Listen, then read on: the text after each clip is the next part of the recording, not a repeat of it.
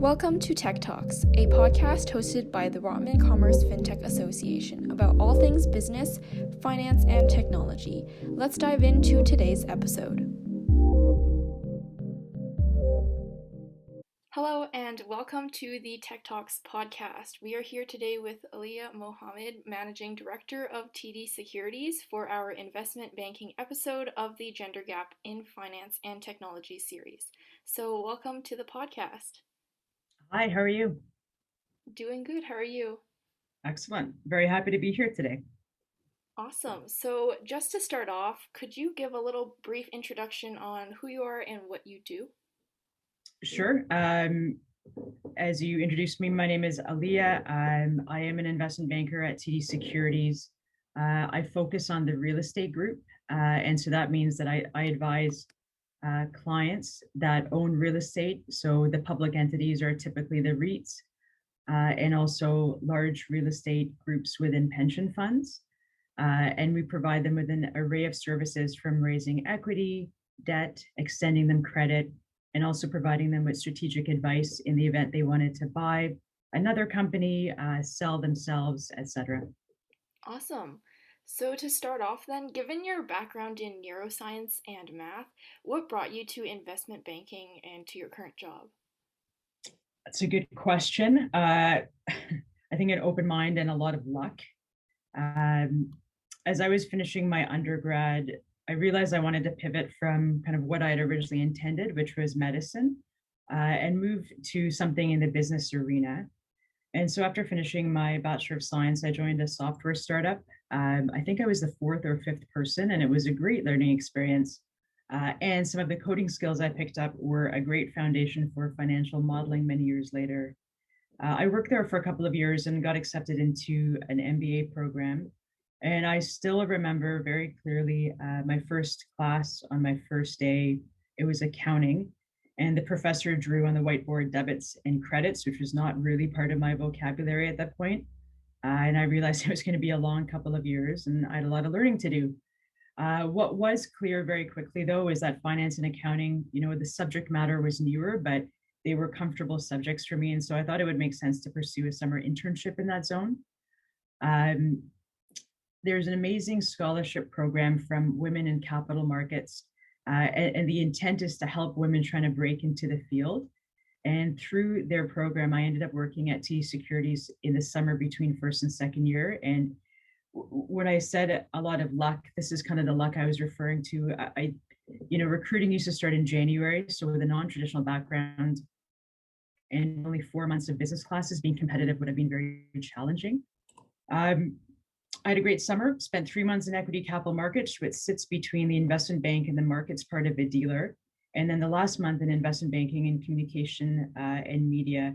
And to be honest, I was in awe of the big buildings. I probably understood 1 out of every 3 words I heard. And I worked as hard as I could on the tasks I was assigned and tried to make the most of the experience. I had some great advice when I was starting out. I was told, keep your eyes open, keep your ears open always. I.e., join all of the internal discussions, don't wait for a personalized invite, keep track of all of my questions and track them down. Be fully present and engaged, and I will learn more than I realize. It was great advice, and I still apply that today because I think you're always still learning, no matter what your role is at the time. But I was offered a full-time job at the end of the summer, and I signed back with TD, and I'm still here, as you know. Awesome. Thanks for sharing that. Yeah, I remember learning about debits and credits on my first day of accounting classes in high school. It was fun. You're ahead of the game. I hadn't figured that out in high school. Yeah, there was like a debit and credit song I think my accounting teacher made me listen to. But yeah, moving on to the next question. So were you apprehensive about getting into the industry as a woman? And did you face any challenges along the way? It's a great question. And absolutely, I was apprehensive about getting into the industry, period. I'd heard all the facts and stats of the gender demographics in finance. I could see the gender split in my MBA class, but in some ways that information kind of went in one ear and out the other, so to speak. And the reason being is I felt I had much bigger obstacles to face in simply being less educated in finance, less experienced in a relevant job, and less exposed to this field that I thought would be a good fit for me. And so in some ways, I didn't have any capacity left to, be apprehensive about kind of being a woman getting into a male dominated field. And, I think that was a blessing in disguise. It allowed me to just focus on the task at hand, which when starting out was number one, just writing the application, number two, getting through the interview, and number three, during my internship, just doing whatever I was told as best as I could and double checking, triple checking everything I did, and then repeat. Um, so that was my entry into the field and my summer experience. But you asked about challenges, and if I were to think back on my last 15 years, I think everyone faces challenges, and I'm no exception. So in terms of, I'm happy to share a couple of things that were more specific to being a woman. And I think the first is, as you would probably guess, just around family planning.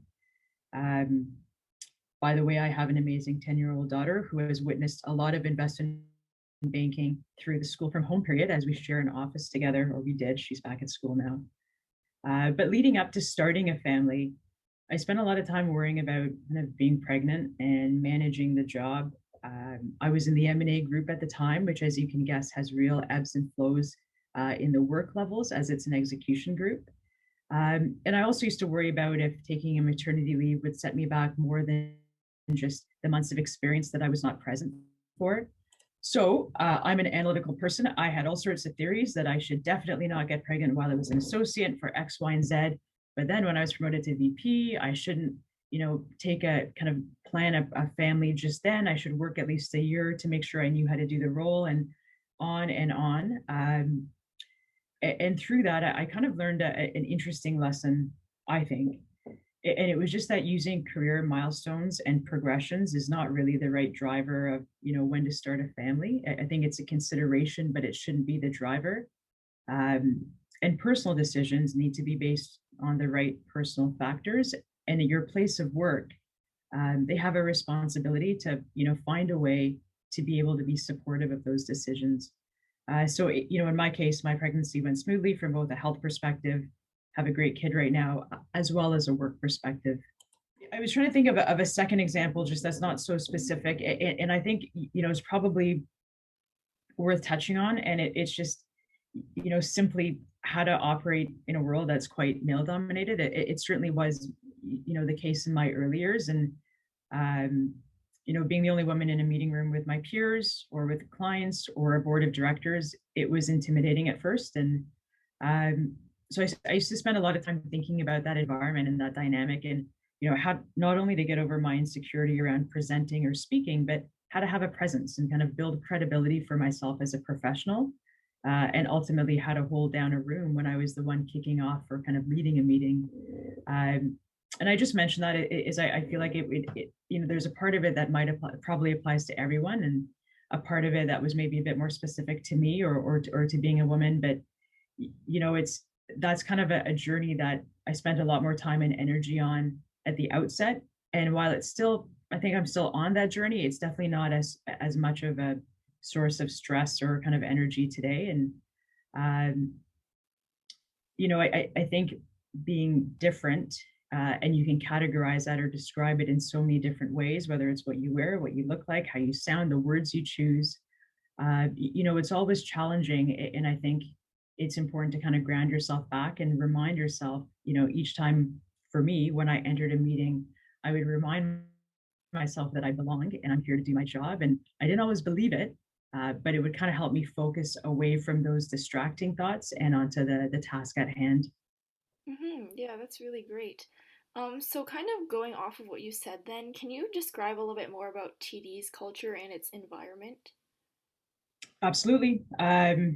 We're entrepreneurial. It is kind of the descriptor for me that's close to my heart when I think about being at TD, and what it means to me is just that we operate as a team, versus within the confines of any kind of rigid hierarchy or bureaucracy. And experientially, you can see a mindset of openness, whether it's to new ideas, new possibilities, trying new things, and that's something that I love. It's an open door policy kind of place, internal deal, business development discussions. They involve everyone on the team. There's no cutoffs in terms of being in the room. We're focused and we're driven and we're creative. And that was, my experience all the way back in my summer internship, and a big reason why I wanted to, I was very excited to come back full time, and I've been here ever since. I think, more generally speaking, there are other things that are important to note. We're very focused as a firm on long-term careers and growth. So when you join, you're part of the team from day one, and we invest a lot in our people. And we do that through a number of ways. It's, we've got street leading training. Our philosophy is to maximize deal flow experience, because that's where you get the most intense, impactful learning, I think. And so creating opportunities for meaningful work early on is really important. We foster really strong peer relationships. So my example is summer internship. It's after dinner time. My first model, I couldn't balance it. There wasn't anyone in my group around, but several desks over, I saw a young man who I had never met before in the power and utilities group, and I very timidly asked if he could help. He fixed what I'd worked, hours on in about 5 minutes, and explained to me what I did wrong, and gave me three, tests or tricks to, when I'm not balancing, check these three things in this order, and 90% of the time you're going to be just fine. So you can imagine what an impression that left on me. And when I started back full time, I've never forgotten it. I'm still talking about it today, but that was my philosophy is you kind of pay it forward. And if everyone's doing that, it becomes part of the culture. It becomes part of everyone's philosophy. So, it's the analyst and the associate sitting next to you that teach you almost everything on this job, so much of it. And so if that's how they treat their work and their relationships, you can start to see the power it creates in terms of bringing everyone forward. I don't know if you picked up, but I started in communications and media. I spent time in the M&A group, and now I'm in real estate. So I think that kind of shows that there's a lot of opportunity to rotate amongst the teams. And again, that's just to enhance learning and development. And we've got great mentoring programs, and I could go on, but I should probably stop. So going off of that then, do you feel like TD and the industry overall has been supportive of women in helping them grow and advance? I think, for me, the answer is a very clear yes. And just with the caveat of, I don't think we've arrived. I think we're going in the right direction. And, the efforts are starting to, you're starting to see the impact of those efforts. And I think I just want to touch on two groups here. So you mentioned the industry overall, and I'd mentioned right at the outset, Women in Capital Markets. I think they're a fantastic organization. So anyone that has any interest in finance, check them out. They have a lot of programming, a lot of opportunities. They're extremely passionate and committed about bringing women into the capital market. So a fantastic resource, a great way to get to know peers, a great way to get connected into people that work in the field. And then for TD, I've got a lot of great things to say. I think maybe what I'll focus on here is just giving you a little bit of insight into how we're structured to deal with this subject matter or this topic. And, it's not, I think it started off maybe at the grassroots level or with a committee here, a committee there, and we've got a really well-established system or approach now. It's international, and it's pretty comprehensive. And so basically there's a women in leadership committee, and it's one pillar that sits underneath what we call the IDLC, which stands for Inclusion and Diversity Leadership Council. The IDLC also has other pillars, which include people with disabilities, the Indigenous groups, LGBTQ+, the Black Experience Committee, and so forth. And the objective of aggregating these pillars under one council is to optimize the efforts, to share best practices, to coordinate programming. And I think it's been really impactful as it started to take hold. Specifically for women in leadership, we have kind of a co-chair, two people that look after this area for TD Securities, and their mandate is really to affect change at the organizational level. So addressing topics like parental leaves, compensation, inserting more gender equity into the firm's policy. But just to connect the dots back to the larger bank, because TD Securities is important, but we're also part of a larger enterprise. There's a similar setup at the bank and our co-chairs in Women in Leadership also kind of have representation up at the bank level. And so it's something that's important to investment banking. Actually, I can take it's something that's important to me, to my real estate group, investment banking, securities, but also the bank at large. And so, there's a lot of resources and time and effort. And like I said, I think we're seeing, more representation at the director and managing director level. We're seeing progress, but I don't think anybody is under the impression that we've arrived. We still have a lot of work to do, and everyone's, ready to do it. Yeah, that's awesome that TD is able to make progress in this area and actively be contributing to it, because it is kind of like one of those industries where normally it's like less women are in there, but it's good that TD is kind of empowering more women to go up to the next level. So statistically speaking, as we've said, women have much shorter careers in banking than men. So, seeing that you've been working in this industry for over 15 years, can you give a little bit more insight on why you think that is, how you've been able to circumvent the shorter careers, and why you've kind of been in this career for this period of time? That's a great question. I think there's two kind of issues at play, a few issues.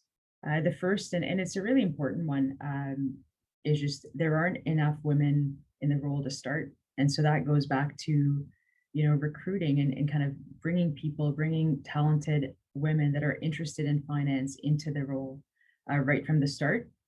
And, investment banking does generally have a shorter life cycle for most people, and people do self-select out in general. But when you start with a smaller pool, you can imagine the ripple effect that it has as you kind of look up into the more senior roles. And so there's a lot of focus and effort around recruiting, and going so far as to get involved with young women that are still in high school, and just making sure the education piece is there, and we can get people interested and excited about all that this career has to offer. And I think, obviously, I'm biased, but it does have a lot to offer, and so we're really focused on bringing in more women right from the start. And I think that the second piece is really retention during the family growth years. I think there's room for improvement here across the street as it relates to providing support and the flexibility needed during these years. What's interesting is that over this past year during the pandemic, I think it's now shown that we can really insert flexibility into this business model. And so, we're making progress. I think there's a lot more work to do. I think in my case, I never found myself at a place where I felt, all right, I've learned what I needed to learn here. Let me go find somewhere else, something else to do where I'm going to learn something more. The day I get too comfortable or bored, that's not a good thing for kind of the way I'm driven in my personality. And so, this career has kept me engaged from day one, and it still does keep me engaged because you're dealing with, breathing, living companies. People are changing. The markets behind us are changing. There's different cycles. Like there's everything is always, moving to some degree. And so there's always learning. You can't just do what you did 5 years ago and do it again today. You need to adapt. And so that was a huge motivator for me to stick with this career. And once I got through kind of my family planning years, and watching how much effort I think it's fair to say that the firm made, or the group made, to try to accommodate kind of my experience and the transitions that I was going through. I have a lot of loyalty and commitment to it, but in return, it continues to offer me a really rewarding experience, and I love the team that I'm on. And so that's, you put all those things together, and I guess that's why I'm still here. And I guess people like you guys. Yeah, it's really great that you love your job. Otherwise, especially for a job like investment banking, it's going to be very tiring if it's something you're not interested in. So since you've been in this industry for like so long, can you provide any advice to like other women interested in pursuing a career in investment banking? For sure. Yeah, absolutely. So I think, number one, I would leverage all the programming clubs, groups, at your respective school or university. Um, I know everyone talks about networking, but I can't, you know, I can't kind of avoid that. I do think it is a really important thing. Meeting people is important. Building up your network is important, and it doesn't happen overnight. So I wouldn't, postpone it until 4 months before you plan on, applying for a job. I would start today, and treat it as a two-way thing. You're going to give, you're going to get, and it can. You never know what could come out of meeting someone, and so invest the time and effort. As it relates to trying to meet people that are in the business, I would focus on the younger cohort. They're a huge part of the recruiting effort. So it's important. It's important for people looking to get into the field to get to know them a little bit, to learn about the business, what the day to day looks like, and also really important for people evaluating career opportunities. Get a feel for the place that you might be working. I think everyone has a lot of similarities in what they offer, but there also are some nuances, some differences, and so finding a place where you feel like you fit in, or you feel like you're excited to be on the team. I think that's really important. So give yourselves that opportunity to figure that out as you're working through your schooling and getting into recruiting. Um, the second thing, you might find this a little bit cheesy, but I think it's really important to invest time and thought into your resume, and not just for external purposes. Put that aside for a second, but kind of for yourself. Um, I think there's a lot of merit in really in understanding, being able to articulate and internalizing your strengths and your skills and what your aspirations are. I think really believing what you have to offer is really powerful. And I think for me, being on the other side of the table in an interview, I feel like it really shows through during the process. So I would invest, a good amount of time there. It's a really rewarding long-term career opportunity, and um, there's a huge effort into bringing in talent. So leverage that, tap into it, get to know people, know yourself, know what you have to offer, and then go after it. Yeah, that's really great tips. So what would you say are your favorite parts of investment banking and what parts don't you like? My favorite parts of investment banking. So you might have picked up from some of my commentary earlier. Uh, I like variety. I don't like a lot of repetition. And so my favorite parts are the beginning of a new deal, or thinking of an idea to go pitch a client of mine, or reading something in the news and being like, hey, wait, that could really apply to client over here. Stumbling across the potential for a new product offering.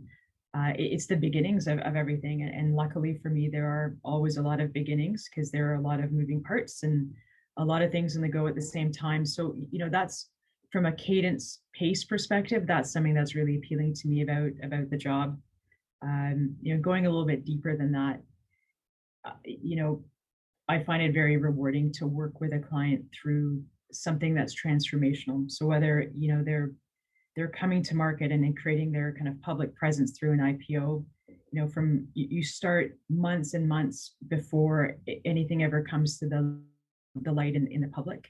And so working with them through that process and then having these milestone events, and it's meaningful for them, and you've had a role in it, you've contributed. I find that quite rewarding, and could say the same in terms of an M&A deal. If you're privatizing your company, or if you're buying another company and transforming yourself, these aren't things that just fall on your desk and you work on it kind of mechanically. That they start with the relationships that build over time, and you get to know the company, you get to know the people, how decisions are made, all of those dynamics, and you feel really invested. And I feel sometimes that I'm part of the team on the client side, and we're all working together to accomplish something or achieve something, and I find that very rewarding. I could tell you in way too much detail all the ins and outs of some of my favorite deals, and some of these maybe 5-10 years ago, because they leave an impact on me. So I think those are two ends of the spectrum, things that I really like. And there's a whole bunch of others. It's a team sport, it's a social sport.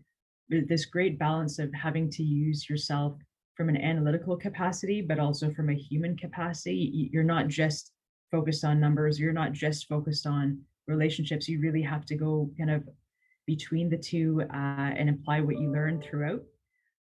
There's, I guess the last piece is, and I think I've mentioned this, the market is always changing in the backdrop. So you have to be able to adapt and see what's happening, pay attention. So you just feel like you're part of a bigger picture, a bigger team. And I think that's a nice, it's nice to be in a place like that. In terms of the parts that I don't like, there's not much. I think there are parts that are less exciting, that are less glamorous.